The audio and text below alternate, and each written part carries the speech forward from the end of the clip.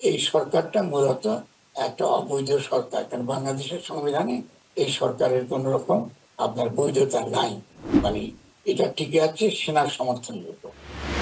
জনাব আজহার, প্রথমে আপনার কাছে প্রশ্ন, 5ই আগস্ট এটি কি বিপ্লব ছিল নাকি গণ অভ্যুত্থান?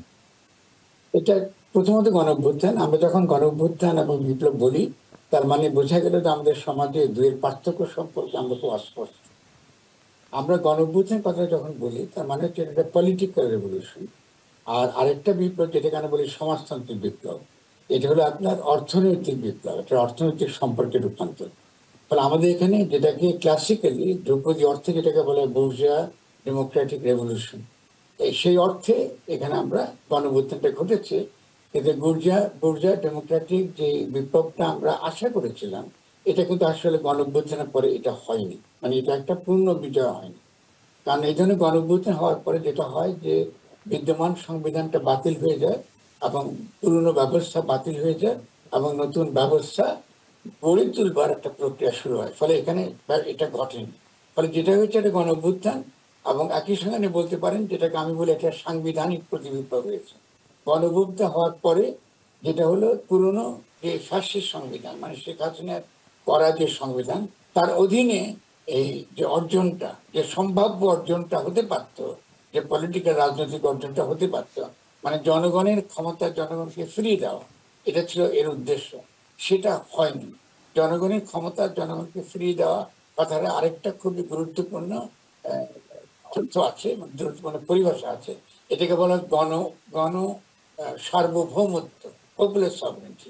মানে পপুলার সভারেন্টি আমরা শেষ মতো কায়েম করতে পারিনি, এবং সে পুরনো রাষ্ট্রটাই টিকে আছে, পুরনো সংবিধানই টিকে আছে, এবং এই সরকারটা মূলত একটা অবৈধ সরকার, কারণ বাংলাদেশের সংবিধানে এই সরকারের কোন রকম আপনার বৈধতা নাই। মানে এটা টিকে আছে সেনার সমর্থনের উপর। তো বর্তমান সরকার অবৈধ? অফকোর্স, কারণ আমাদের সংবিধানের কোন সরকারের কোন বিধিমালা নেই। শেখ হাসিনাও বলছেন বর্তমান সরকার অবৈধ। ফাইন, অবশ্যই তিনি ঠিক, তার মানে আমি বলতে পারবো না তা তো নয়। কারণ আপনি যদি শেখ হাসিনার সংবিধান টিকিয়ে রাখেন এবং টিকিয়ে রাখার পরে তার মধ্যে আপনি শপথ নেন, তো শেখ হাসিনার সংবিধানের মধ্যে তো এরকম কোনো অন্তর্বর্তীকালীন সরকার নাই। আপনি তো তামাশা করতে পারেন না রাষ্ট্র নিয়ে।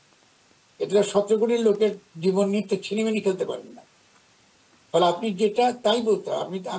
আপনি আমাকে একজন দার্শনিক আকারে পরিচয় করে দিয়েছেন, এবং আমাকে সততার সঙ্গে কথা বলতে হবে জনগণের স্বার্থের পক্ষে দাঁড়িয়ে।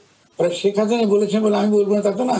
শেখ হাসিনা একটা ফ্যাসিস্ট, তিনি একটা শাসক ছিলেন, তার সংবিধান একটা ফ্যাসিস্ট সংবিধান ছিল।